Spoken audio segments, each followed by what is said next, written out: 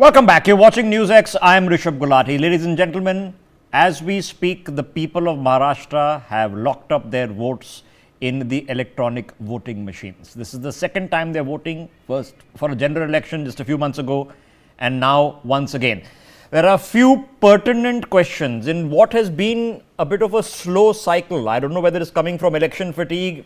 Don't mention that in Maharashtra because it's been a high octane election process. But the first question is there going to be a single party majority?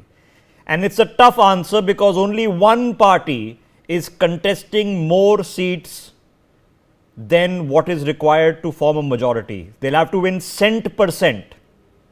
So a tough one. Number two, if there is no single party majority, what then constitutes a stable government? Is it going to be a pre-poll alliance or a post-poll alliance? In the advent of a post-poll alliance, what kind of bucks are up in the air to grab? We've seen it in the past. Ajit Pawar goes this way, goes that way. Will he rejoin with Sharad Pawar and reunite the NCP? This time Sharad Pawar says absolutely no. What will happen to Uddhav Thackeray? Will Eknath Shinde and he come together? Both are saying no. But anything is possible in the realm of politics, because 5 years ago, as we sat here on this day, there was a surprise afoot after the election results were declared. The election results told you that the BJP was the single largest party with 105, and them and the Shiv Sena should have had 161. But within 48 hours, we had a surprise swearing in, not of the BJP and the Shiv Sena, but of Devendra Fadnavis and Ajit Pawar. Yet another 48 hours later, we had another swearing in. The Ajit Pawar Deputy Chief Ministership remained, but from the other side, under Uddhav Thackeray as Chief Minister. And who would have known that the Shiv Sena and Congress could ally, but they did. They ran a government for a couple of years until it was undone, not only by the collapse of the Shiv Sena, with Uddhav Thackeray, the Chief Minister, with all the intelligence departments reporting to him, seeming to be clueless that more than half his MLAs had vanished in the dark of the night. And this government has held for the past 2.5 years. So now the question is, amongst the three main moot points, who's winning? We're going to have all the exit poll numbers with you. But let's take an opinion poll, the thoughts of people who make it their living, their livelihood, and their entire enterprise tracking election after election after election. Let's ask them to put where the numbers where their mouth is, all their experience into a distillation and stick their neck out and tell us what's going to happen come results day. Let's kick this off with Sumit Peer. If you watch NewsX, you watch him on a daily basis discussing politics and foreign policy and you name it. He does it now almost semi-professionally. So Sumit, I'm going to ask you to stick your neck out. There are two main alliances, the Mahayuti and MVA in Maharashtra, before we move on to Jharkhand. What's your prediction for Maharashtra? Rishabhji, thanks for having me on the show. Always a pleasure to be with you on the election day, especially, and always. My prediction for Mahayuti is 145 to 155. I think they are going to make it. The black sheep in the alliance is Shindeji. I don't know how much can he pull it on his own. I have my doubts there.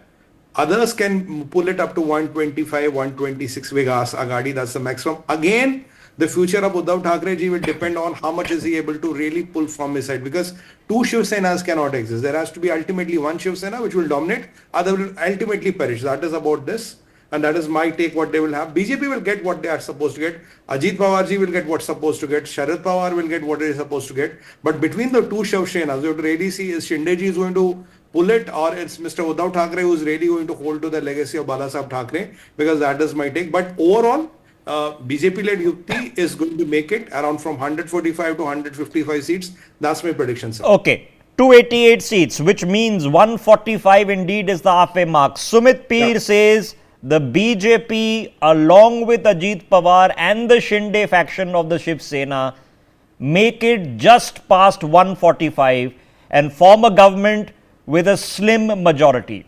He expects the MVA performance to be decent, 130 aroundabouts, but not enough to form a government. So, a near hung house with advantage Mahayuti with 3 to 11 seats going to the others.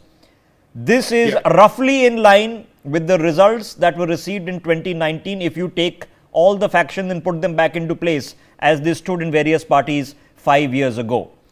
So, a close contest with advantage Mahayuti with the BJP potentially single largest party once again. This is Sumit Peer's prediction for Maharashtra. Thank you for sticking your neck out, Sumit Peer. Let's hop across now to the other state, Jharkhand, where there are less number of seats to grab. 38 have voted in the second phase, just over 40 have voted in the first phase. What's your prediction, Sumit Peer? Rishabh for Jharkhand, it is going to be 50 for BJP. You have around, then others, Soren ji will get most of the seats. I'm not sure on the Congress. So the Indie bloc, if I can say, they will settle around 25, 26 seats. But BJP is going to pull 50 seats. There I'm sure. I don't see the number changing. Maybe 1 or 2 seats here and there, but 50 is what it looks to be. Okay, 81 seats have gone to the hustings in Jharkhand over a period of 2 days across the last 3 weeks of November. 41 is the halfway mark. You need 41 MLAs in your camp to form a government in Jharkhand. Sumit Peer says it's a clear majority for the BJP alliance. They should have closer to the 50 mark, which would leave them in a comfortable position to form a government. He expects Hemant Soren to grab most of the rest and therefore bring the Indie alliance as stood during the Lok Sabha polls, led by Hemant Soren in Jharkhand, to come short with 25 to 30 seats, means reducing their tally by a significant number of more than 20. He expects a few others to grab in 6. So, as per this prediction, Sumit Peer feels it's a BJP alliance win in Maharashtra and a BJP alliance win in Jharkhand, with Jharkhand more predictable. All right, Sumit, thank you and stay with us. We'll come back and examine these results. Let me use this opportunity to now rope in